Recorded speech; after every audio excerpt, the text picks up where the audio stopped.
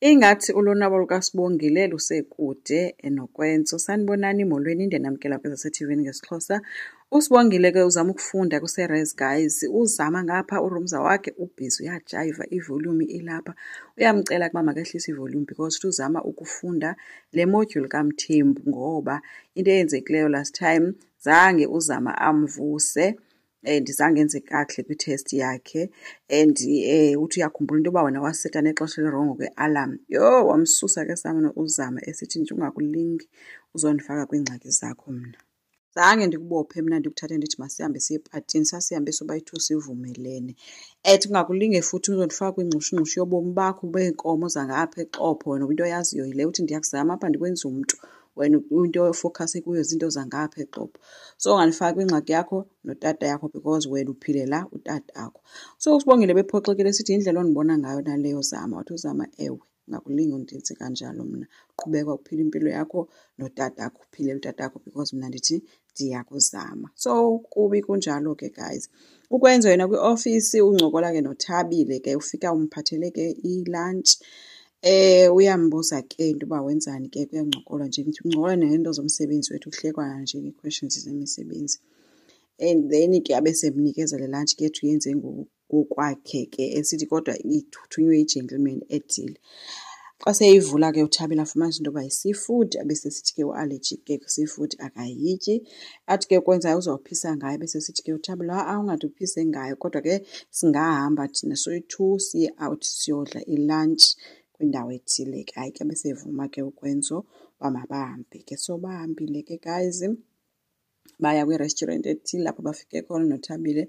Bezihlelele ke kukhale ifowuni kaThabile, uThabile angayibambi ke le fowuni, iphinde futhi itsho angayibambi until ashiye i-voice note ke ngoku kulo muntu esithi ucela ohlukane naye because bona boyi-2 bohlukana. Abese kunokwenzo ke sithi hayi ingathi thina sobayi-2 sinengxaki ezifanayo, besembalisela naye ngedivorce yakhe into yoba naye ihlukene ne-ex yakhe nje nayo etoxic efana nale kazanto.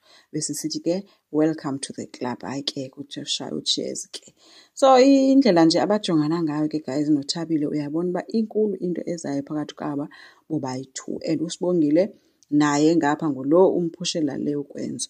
So ukwenza ubonakele ke guys e-Res elandela uSibongile beziwokhela ke apha ngemva ke bluza ke ingxaki zakhe. Fike ke sembamba ngemva ke mothusothuke kuSibongile besebuza uSibongile bayibo bengamelanga busemsebenzini namhlanje kwenza uthe ubona into ba anothi kuphele usuku engalibonanga ubambo lwakhe. Hayi ke abesebuza ke usikwenza uba luhamba njani usuku lwakhe. uSibongile avela mgwexa ke ethi luyafana izona ngalamini wethu kondithini. Othi ke ukwenza sithi hayi bo into nenzi into ubusuku lakho lufane nezinye imini. uSibongile ke abesesithi ke ndingonoba kakhulu kwenzo if xa ngaba khona umuntu ozoza kum atsho uba ndizofika because kaloku mna ndiyafunda ndibhizi ndinee-test apha. Amtsho abesesithi ndicela futhi uhambe mna ndifuna uhamba ndibheke e-Res. Hayi bo kwenza xakane nento axolisa athi hayi bo kwaSibongile kwenzeke ntoni.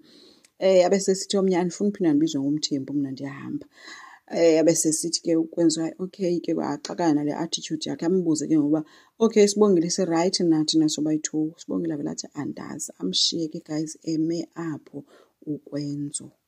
Caba ukwenza uphuma kwakhe uSibongile uye wahamba uyozihlalela ngaselwandle. Uthe esachophe apho kwegqike uThabile oye wathi ke sesithi kuye hayi I hope andikustoki ke ngoba kaloku nam ndizizele elwandle ndizodistressa ezami ingxaki. Hayi ke abesesithi ke ukwenzo hayibo uzuthenda ukuzongena emanzini ngoku. Abesithi omnye ewe bengazimiselanga ngongena emanzini kodwa amanzi olwandle ke kuthiwa ayapholisa ntontoni nje yabo. Abesesithi ke ukwenza masihambe siyongena ukwenza ehleli kubonakala uba akakho semdleni wongena. Amnye uthi hayi bo ungaweli igwala kwenza masihambe siyongena. Hayi ke wakhulula ke izihlangu ke ukwenzo wayilandela ke intombazana ukuyotshona e-beach. So uSibongile uzawusala apha kule ntokazi because ingathi vele iyamfuna ukwenza nokuhlangana kwakhe mna andikuqondi kakuhle ingathi yonke le nto inuka la until oyitshomi kakwenzo. Asazi ke guys, inkosi ngicela siqhubeke, subscribe, like, singakhomenta futhi. Bye.